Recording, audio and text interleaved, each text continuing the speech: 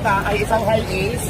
Tapos yung laman, ayan, ito yung laman. Kasama pala yung kotse na Toyota binigay sa akin. Napakagalante naman Madam Glenda. Ayan guys, kasama po yung isang Toyota ace. Binigay ko sa akin Madam Glenda. Maraming salamat. Ito pala isang Toyota ay isang high ace.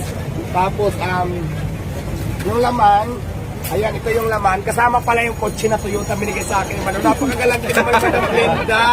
Maraming salamat sa ito, my friend. Tapos ito, huwag ng gana.